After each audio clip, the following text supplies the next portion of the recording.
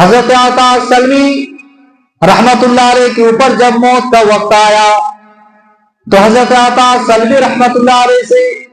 کسی نے پوچھا کہ آپ کیسا محسوس کرتے ہیں، آپ کیا فیل کرتے ہیں، آپ کیسا محسوس کرتے ہیں؟ تو حضرت عطا سلمی رحمت اللہ علیہ نے کہا کہ ایسا لگتا ہے کہ موت میری گردن میں،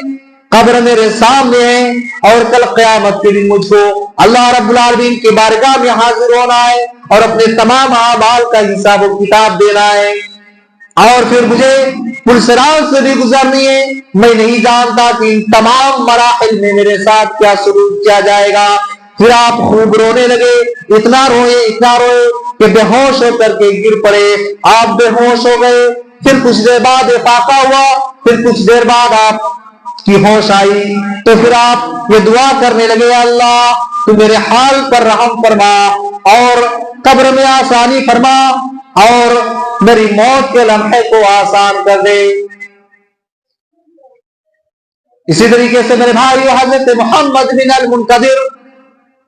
رحمت اللہ علیہ نے موت کے وقت رونے کے لیے شروع کر دیا، تو کسی نے پوچھا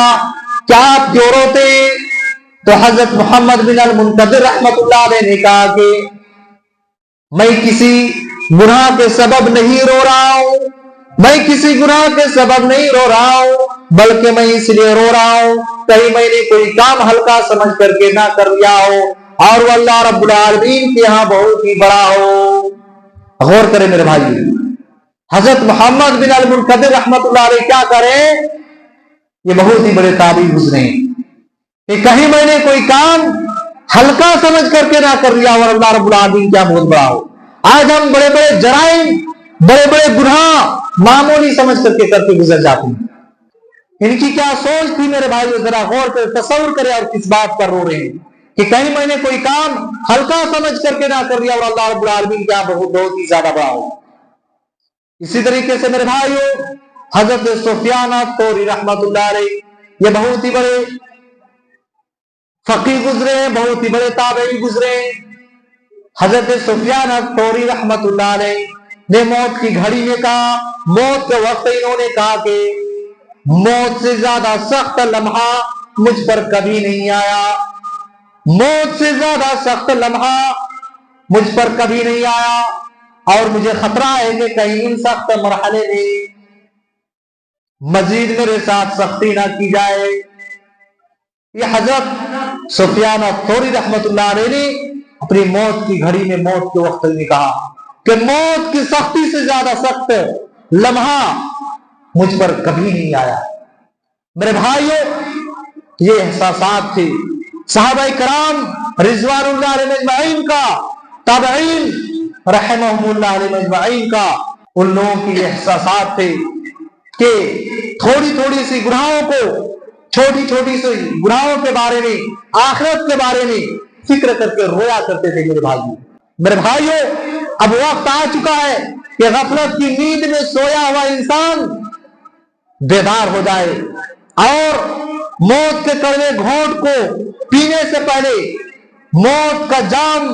پینے سے پہلے اور سانس اور حرکات قلب کو بند ہو جانے سے پہلے اور قبر کا سفر شروع کرنے سے پہلے غافل انسان اپنی غفلت سے بیدار ہو جائے، اپنی غفلت کی چادر کو چاک کر دے میرے بھائیوں، اپنی غفلت سے جاگ جائے۔ کیونکہ میرے بھائیوں جب موت نے انبیاء و رسول علیہ السلام اور اولیاء و متقین کو معاف نہیں کیا، نہیں چھوڑا، تو ہم اور آپ اس کھیت کے لیے کیا موت کی تیاری نہیں کرتے ہیں؟ آخرت کے بارے میں ذرہ برابر فکر نہیں کرتے ہیں؟ موت اور موت کے بعد آنے والے مراحل کے لیے تیاری نہیں کرتے ہیں؟ اللہ رب العالمین سورہ صاد آیت نمبر 67 اور 68 کے اندر ارشاد فرماتا ہے، قُلْ هُوَ نَبَأٌ عَظِيمٌ أَنْتُمْ عَنْهُ مُعْرِضُونَ۔ اللہ رب العالمین فرماتا ہے کہہ دیجئے محمد صلی اللہ علیہ وسلم وہ بہت ہی بڑی خبر ہے، وہ بہت ہی بڑی خبر ہے جس سے تم اعراض کرتے ہو۔ ہاں وہ موت بہت ہی بڑی خبر ہے جس سے تم اعراض کرتے ہو، جس سے تم منہ موڑ رہے ہو، جس سے تم اعراض کر رہے, جس سے تم پیٹ پھیر رہے ہو. افسوس کا مقام ہے میرے بھائیوں کہ آج ہم قرآن و حدیث کی کتنی ہی باتیں سن لیتے ہیں, لیکن ذرہ برابر بھی ہمارے دلوں کے اوپر اثر نہیں پڑتا, ہماری کانوں میں جوں تک نہیں رینگتی. جیسے ہم مسجد سے باہر نکلتے ہیں پھر ہم اسی طریقے کے گناہوں میں ملوث ہو جاتے ہیں, خواب غفلت سے بیدار نہیں ہوتے ہیں. میرے بھائیوں, آج افسوس کا مقام ہے کہ آج ہم اپنے آپ کو مسلمان کہتے ہیں, لیکن ہمارے اندر ذرہ برابر بھی مسلمانیت باقی نہیں رہتی. آج ہم مسجد سے دور ہیں, آج ہماری زندگی میں 5 وقت کی نماز نہیں, آج ہم قبر اور آخرت کی زندگی کو بھلا بیٹھے, بس 60 سال 70 سال اسی زندگی کو ہم سب کچھ سمجھ بیٹھے ہیں, اور اسی میں عیش کر لو, موج مستی کر لو, ڈانس کر لو, کھا پی لو, شراب پی لو, اللہ رب العالمین کے حدود کو پامال کر لو, سب کچھ کر لو, غیر مسلموں کی طرح رویہ اختیار کر لو. لیکن یاد رکھو میرے بھائیوں, تم کو اپنی زندگی کا حساب دینا پڑے گا. کل قیامت کے دن تم کو حساب دینا پڑے گا. بتاؤ, ہم نے تم کو 60 سال 70 سال زندگی دی تھی, اللہ رب العالمین پوچھے گا کہ تم نے اس زندگی کو کہاں گزاری. بتاؤ, میں نے تم کو جوانی دی تھی, اپنی جوانی کو کہاں گوائی. میرے بھائیوں, اللہ رب العالمین سوال کرے گا, پوچھے گا. آج جو ہمارا نوجوان, نئے ینگ نیو نوجوان, نیو نسل کا نوجوان جو آج مسجدوں سے کوسوں دور ہے, جو آج اس کے اندر ذرہ برابر بھی دین نہیں ہے, دین سے کوسوں دور ہے, مسجد سے اس کا کوئی تعلق نہیں ہے, نماز سے اس کا کوئی تعلق نہیں ہے, دین سے اس کا کوئی ناتا اور رشتہ نہیں ہے, آج وہ غیر مسلموں کی طرح ڈی جے پر ڈانس کر رہا ہے, ہولی کھیل رہا ہے. افسوس کا مقام ہے میرے بھائیوں, یہ مسلمانوں کا شیوا نہیں ہے, یہ مسلمانوں کا کام نہیں ہے. پیارے نبی صلی اللہ علیہ وسلم فرماتے, من تشبہ بقوم فہو منہم, جس نے کسی کی مشابہت اختیار کی ہو اسی میں سے. ہاں, دنیا میں تم غیر مسلموں کی طرح آج اللہ رب العالمین نے آپ کو جو تھوڑی بہت خوشی دی تو اس پر اتنا اتراؤ گے تو تختہ پلٹنے میں اللہ رب العالمین کو دیر نہیں لگتی ہے. پوری دنیا کا جائزہ لو, نظارہ کرو کہ آج مسلمان ہر جگہ پریشان ہیں, آج مسلمانوں کو مارا جا رہا ہے, کوٹا جا رہا ہے, آج مسلمان سب سے زیادہ مسلمانوں کو حقیر سمجھا جا رہا ہے میرے بھائی, اور آپ اس طریقے سے خوشی منا رہے ہیں. خوشی تو اس طریقے سے منانی چاہیے, چاہتے اللہ رب العالمین کے بارگاہ میں سجدہ کرتے, اللہ رب العالمین سے دعا کرتے میرے بھائی. لیکن الٹا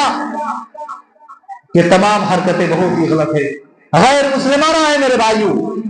دور دور تک اسلام میں اس کا ثبوت نہیں, دور دور تک دین اسلام میں کہیں اس کا ثبوت نہیں میرے بھائی. اس لیے میرے نوجوان ساتھیوں, اللہ رب العالمین نے آپ کو جو زندگی دی ہے, جو جوانی دی ہے, اس کو اللہ رب العالمین کی اطاعت و فرما برداری میں لگاؤ, اللہ رب العالمین کی بندگی میں لگاؤ. یقین رکھو کہ نوجوانوں کی عبادت اللہ رب العالمین کو بہت ہی زیادہ محبوب ہے, بہت ہی زیادہ پسند ہے. اس لیے میرے نوجوان ساتھیوں, میرے مسلمان بھائیوں, اللہ رب العالمین کی بارگاہ میں آؤ اور ابھی جو زندگی دی ہے اللہ رب العالمین, زندگی رہتے ہوئے توبہ استغفار کر لو اور معافی تلافی کر کے 5 وقت کا نمازی بندہ بن جاؤ میرے بھائی. اپنی زندگی رہتے ہوئے اللہ رب العالمین کو خوش کرو میرے بھائیوں. تو اللہ رب العالمین یہ کہہ رہا ہے کہ قل هو نبأ عظیم, کہہ دیجئے محمد صلی اللہ علیہ وسلم وہ بہت ہی بڑی خبر ہے, انتم عنہ معرضون, جس سے تم اعراض کرتے ہو, جس سے تم پیٹ پھیر رہے ہو, جس سے تم منہ موڑ رہے ہو اور آخرت کی تیاری نہیں کر رہے ہو, موت اور موت کے بعد آنے والے مراحل کی تیاری نہیں کر رہے ہو. میرے بھائی, حضرت ابو درداء رضی اللہ عنہ کہتے ہیں کہ مجھے 3 باتوں نے ہنسایا اور 3 باتوں نے رونے پر مجبور کر دیا. جن 3 باتوں نے مجھے ہنسایا وہ یہ ہے, دنیا کو طلب کرنے والا انسان، دنیا کو حاصل کرنے والا انسان، رات دن دنیا کے پیچھے پڑا رہنے والا انسان، جبکہ وہ خود موت کو مطلوب ہے،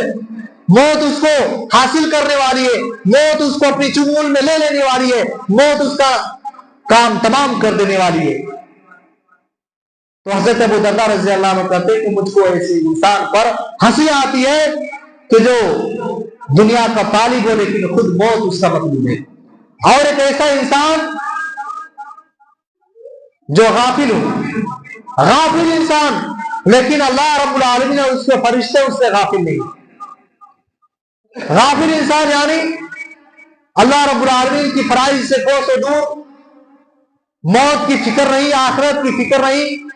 وہ سوچتا ہے کہ ہم آزاد ہیں، اللہ رب العالمین ہم کو نہیں پکڑے گا، اللہ رب العالمین ہم سے پوچھ گچھ نہیں کرے گا، اللہ رب العالمین نے ایسے پیدا کر دیا چھوڑ دیا۔ نہیں میرے بھائیو، اللہ رب العالمین فرماتا ہے اَيَحْسَبُ الْإِنسَانُ أَن يُتْرَكَ سُدًى، کیا انسان یہ گمان کرتا ہے ہم اس کو ایسے ہی چھوڑ دیں گے؟ ہم نے اس کو پیدا کیا، بس اس کو اس کی گرفت نہیں ہوگی، اس کی پوچھ گچھ نہیں ہوگی، اس سے حساب نہیں لیا جائے گا؟ نہیں، ایسی بات نہیں ہے۔ اللہ رب العالمین اس کی زندگی کے ایک ایک لمحے کے بارے میں سوال کرے گا۔ تو حضرت ابو درداء رضی اللہ عنہ کہتے ہیں کہ مجھے ایسے انسان پر ہنسی آتی ہے جو غافل ہو لیکن اللہ رب العالمین اس کے فرشتے اس سے غافل نہیں، اور ایسا انسان جو منہ بھر کر کے قہقہے لگا کر کے ہنستا ہو اور اس کو یہ معلوم نہیں، اس کو یہ پتا نہیں اس طریقے سے اس نے اللہ رب العالمین کو راضی کیا یا اس کو ناراض کیا۔ اور جن تین باتوں نے مجھ کو رونے پر مجبور کر دیا وہ ہے میرے محبوب جناب محمد رسول اللہ صلی اللہ علیہ وسلم اور ان کے اصحاب کی جدائی، اور قریب المرگ انسان کا اس کی موت کے وقت شدید خوف، شدید ڈر، شدید خوف، اور کل قیامت کے دن اللہ رب العالمین کی بارگاہ میں حاضر ہونا، اس دن جس دن کے ہر خفیہ چیز ظاہر ہو جائے گی اور انسان کو کچھ بھی پتا نہیں چلے گا کہ اس کا ٹھکانہ جنت ہے یا جہنم۔ تو یہ میرے بھائیوں حضرت ابو درداء رضی اللہ عنہ کا کہنا، ان کا بیان ہے کہ مجھے تین باتوں پر ہنسی آئی اور تین باتوں پر مجھے رونے پر مجبور کر دیا۔ اسی طریقے سے میرے بھائیوں حضرت انس رضی اللہ عنہ کا بیان ہے کہ کیا میں تمہیں ان 2 دنوں اور ان 2 راتوں کے متعلق خبر نہ کروں، کیا ان جیسے دن اور رات کبھی کسی نے نہیں دیکھے؟ حضرت انس بن مالک رضی اللہ عنہ کہتے ہیں کہ ان 2 دنوں میں سے پہلا دن وہ ہے کہ جس دن تمہارے پاس اللہ رب العالمین کی طرف سے فرشتہ اس کی رضا یا اس کی ناراضگی کو لے کر کے آئے گا، یعنی اللہ رب العالمین کی طرف سے فرشتہ تمہارے پاس موت کا پیغام لے کر کے آئے گا۔ اگر تم نے اچھا عمل کیا ہے تو اللہ رب العالمین کی رضا لے کر کے آئے گا جس کی روح قبض کی جائے گی۔ اگر وہ انسان نیک ہے، فرمانبردار ہے، متقی ہے، پرہیزگار ہے تو اللہ رب العالمین کی رضا لے کر کے آئے گا، اور اگر مرنے والا انسان برا ہے، اللہ رب العالمین کا نافرمان ہے، گنہگار ہے، سیاہکار ہے، بدکار ہے تو اللہ رب العالمین کی طرف سے اس کی ناراضگی کو لے کر کے آئے گا۔ اور دوسرا دن وہ ہے کہ جس دن تمہیں کل قیامت کے دن اللہ رب العالمین کی بارگاہ میں حاضر ہونا ہے اور تمہیں تمہارا نامہ اعمال تمہارے دائیں ہاتھ میں یا پھر تمہارے بائیں ہاتھ میں پکڑا دیا جائے گا۔ اور 2 راتوں میں سے پہلی رات وہ ہے کہ جس رات میت کو اپنے قبر میں گزارنی پڑتی ہے، اور دوسری رات وہ ہے کہ جس کی صبح قیامت قائم ہوگی۔ یہ ہے میرے بھائیوں 2 دنوں اور 2 راتوں سے مراد۔ حضرت انس بن مالک رضی اللہ عنہ کہتے ہیں کہ یہ 2 دن اور 2 رات کبھی کسی نے نہیں دیکھی۔ یہ حضرت انس بن مالک رضی اللہ عنہ نے بیان کر دیا۔ یہ ہے 2 دن اور 2 رات کہ جب یہ 2 دن اور 2 رات آئیں گے تو اسی وقت انسان کو پتا چلے گا کہ وہ 2 دن ان کے ساتھ کیسا سلوک ہوگا اور وہ 2 راتیں ان کے ساتھ کس طریقے کی سلوک کی جائے گی۔ اللہ رب العالمین سے دعا ہے بارگاہ پاک پروردگار عالم تو ہمیں موت کی سختیوں سے بچا، العالمین پاک پروردگار عالم تو ہم تمام جملہ مسلمانوں کو 5 وقت تیری عبادت کرنے کی توفیق عطا فرما۔ العالمین پاک پروردگار عالم ہم تمام مسلمانوں کو پاک پروردگار عالم تیری اطاعت و بندگی کرنے کی توفیق عطا فرما۔ العالمین آج جو ہمارے نوجوان راہ راست سے بگڑا ہوا ہے پاک پروردگار عالم تو انہیں صراط مستقیم کے اوپر گامزن کر۔ العالمین پاک پروردگار عالم جب تک ہمیں زندہ رکھ، ایمان و اسلام کی حالت میں زندہ رکھ، جب ہمارا خاتمہ و خاتمہ بخیر ہو، ہمارے زبان پر آخری کلمہ لا الہ الا اللہ محمد رسول اللہ کہنے کی توفیق عطا فرما۔ اقول قولی ھذا استغفر اللہ لی و لکم ولسائر المسلمین من قبل رب العالمین۔ السلام علیکم۔